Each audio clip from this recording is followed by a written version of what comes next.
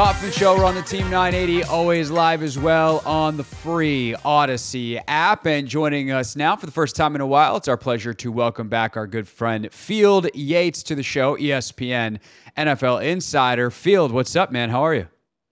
I'm doing great. We are rolling along in week one of the NFL offseason, and yet it's a reminder that the NFL never stops. As, 4 days after the Super Bowl is over, all kinds of news. It's draft season. Free agency is less than a month away. It is a great time to be a football fan. It's so funny hearing you say it's like week one of the NFL offseason because like it is, but also like if you're a local team, you know, if you're a local person, you cover one team who's been out of it. It's like week 6 at this point of the offseason. Totally. But like it is kind of 100%. This weird dynamic of like, you know, if you're Kyle in San Francisco and you let go of Steve Wilks, which that kind of comes out of nowhere. And it's like, well, everyone else has hired a D coordinator. And so also you feel terrible for Steve Wilks because had he been available 6 weeks ago, like who knows what job he would have now. But that's kind of just how this all works. The reason that we have Field on though specifically is because he has released his mock draft 1.0. And Field, you have the same thing that we did our first mock draft on the podcast yesterday, mock draft 1.0 for us. And you went the same place we did, LSU quarterback Jayden Daniels for the Commanders. Why do you like this fit for Washington, and how realistic is it that Daniels has jumped Drake May in the eyes of many evaluators as you talk to people around the league that this is going to happen potentially at 2, where I think all college football season we thought it was going to go Caleb Williams and then Drake May? Yeah, I think people need to remind themselves that a lot changes in the course of one college football season, and I also think people need to be aware of this. When the conversation surrounding the top quarterbacks continues over the next 2 months, it is not a 2-man race. It's a 3-man race. I'm just telling you that's absolutely, unequivocally how the league sees these 3 quarterbacks. This is not simply the Drake May versus Caleb Williams debate. Jayden Daniels is right in the thick of it as well. No player did more to help his draft stock this season than Jayden Daniels. Won the Heisman Trophy. Put an LSU team that was frankly bad on defense, had a limited offensive line, put him on his back, or I guess on his shoulder and his legs, because he had an unbelievable season as a dual threat quarterback.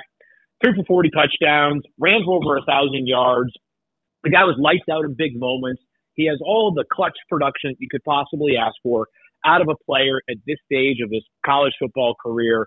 He is no doubt in the conversation for the best or second best quarterback in all of the 2024 NFL draft. So actually, I'm glad you said that way at the end there, the best or second best. Like how varied are, as you talk to more and more of, you know, NFL personnel types, which obviously you know so well, for those that don't know, Field has worked in an NFL front office before, even though he's been doing the media thing for a bunch of years now, maintains great contacts, has a great eye, all of these things.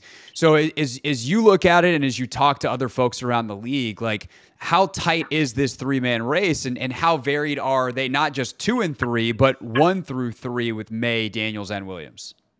Yeah, I think if you did a straw poll of 32 GMs, you'd probably get the most votes for Caleb Williams.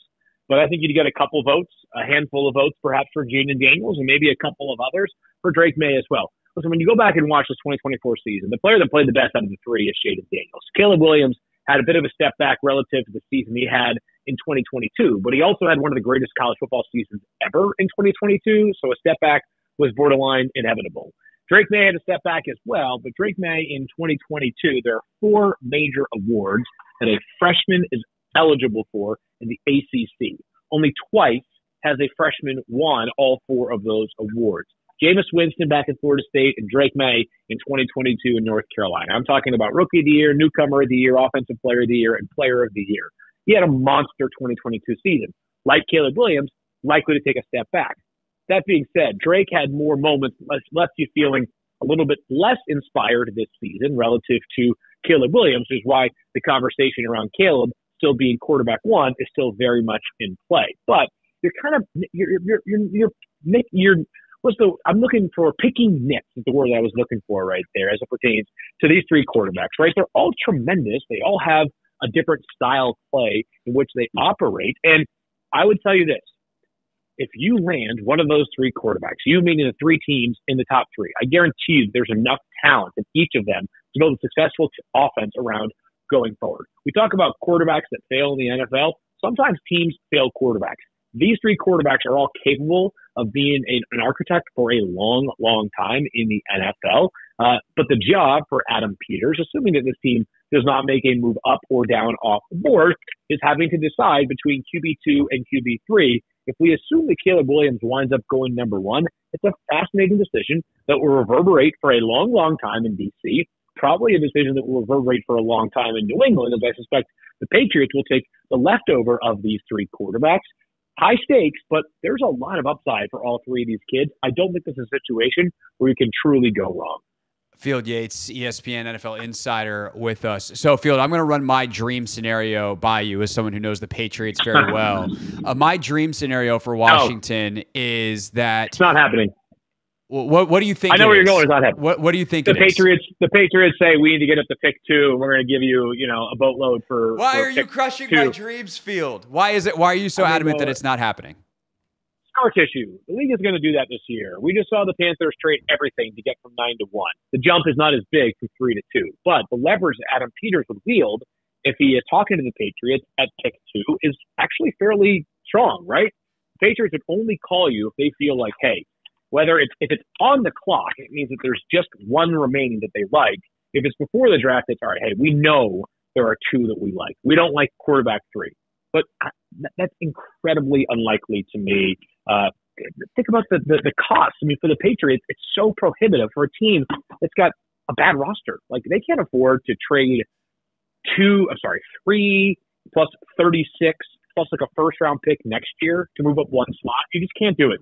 Simply can't do it. I get it. It's a dream for the Commanders. In the same way, by the way, that it's probably a dream for the Bears that the Commanders offer everything to move up to pick number 1. And you probably say if the Commanders did that, no way, Jose. It's just not worth it. So I get it. But for the teams that are trying to move up, or trying to move back just to one spot, highly, highly unlikely.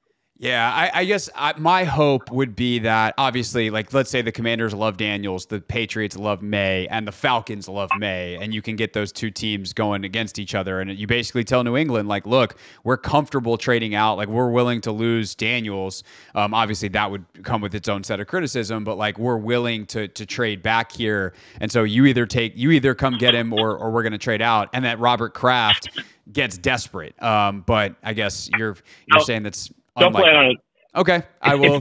Here's what's more likely. Okay, more likely is a team moving up from further back, Atlanta, because as an example, right? The reason why a team like Atlanta might do something like that is they may say, "Hey, we're a quarterback away," but if you're New England, it's completely miscalculating where your roster is at right now. Understanding that free agency has not taken place. If you think that you are just Drake May or Jaden Daniels away, you trade for the second pick, you draft that guy, and you're all square, even, Steven, no problem, right? You also will have diluted multiple premium assets in the process. The cost is not going to be 3 to 2, like, hey, here's 3 and our 4th rounder for pick number 2. When it's a quarterback involved, it's going to be a massive haul the Commanders would get. Meanwhile, if you're Atlanta and I don't believe that they are just a quarterback away from being a real, true blue Super Bowl contender in the NFC.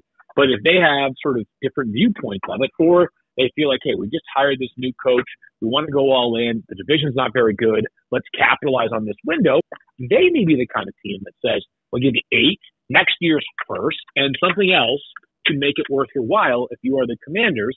But if you're the Commanders, the question you have to ask yourself is that if we move all the way down to 8, are we willing to run it back with Sam Howell this year? And how does that impact how things look at quarterback beyond this season as well? For sure. The other question, I guess, then comes into the equation is what do they think of Bo Nix? How high is Bo Nix's stock after the Senior Bowl where he had a pretty good week? Yeah, I would say that Bo is one of those guys where I think there's a beauty in the eye of the beholder for the quarterbacks that are not the 3 that we have been talking about. Caleb Williams, Drake May, Jaden Daniels.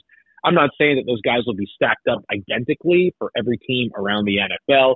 My guess, though, is that most teams will have them viewed as the top 3 quarterbacks in this year's class. Bo Nix, Michael Penix, J.J. McCarthy kind of form that next tier in my estimation. And I think teams can view those guys very differently depending on both how they want to play the quarterback position and what factors that each one of them has may or may not matter. In the case of Michael Penix, you're going to have to evaluate the medical history. I know people will tell you, well, he's been healthy since he got to Washington. Totally fair. I'm just telling you that I'm not a doctor, and NFL team doctors in some cases are notoriously conservative. They may say, hey, we just don't feel like this is a worthwhile investment at this point of the draft. Bo Nix, most experienced quarterback literally ever to come out of the draft. He started more games at the FBS level than any quarterback in college football history. Is a much different player than he was, though, in the early portions of his career at Auburn. I like Bo. I think he's got, some pretty compelling traits. The upside, though, is definitely a different level of upside than the three quarterbacks that we have discussed already.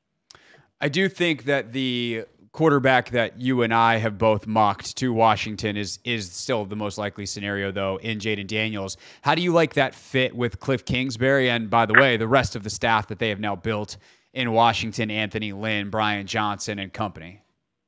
Yeah, the idea of Jayden Daniels is really fun in D.C. because, while it's not as simple as just getting a quarterback, obviously protection was a problem this past year. Some of that was on Sam, but some of that was also on the offensive line.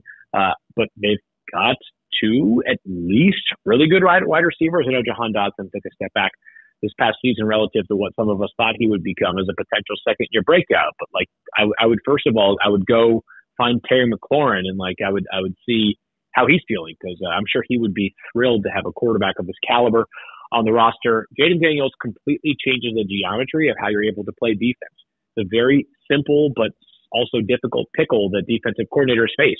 You play man-to-man defense against a quarterback with the rushing ability of Jayden Daniels, and he breaks the pocket, and all your cornerbacks are manned up on wide receivers, and your safeties are manned up on tight ends and running backs, and you're probably going to give up a lot of space to a running quarterback who averaged over 8 yards per carry this past season.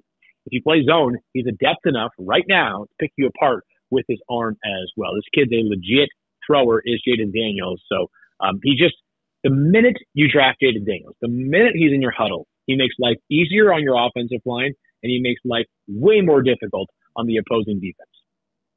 Field Yates, ESPN NFL Insider. Catch him NFL Live and all of ESPN's vast NFL programming, and ESPN.com. You can check out the full mock draft 1.0. Field, thank you for your time, sir. I'll see you in Indianapolis at the Combine. Can't wait.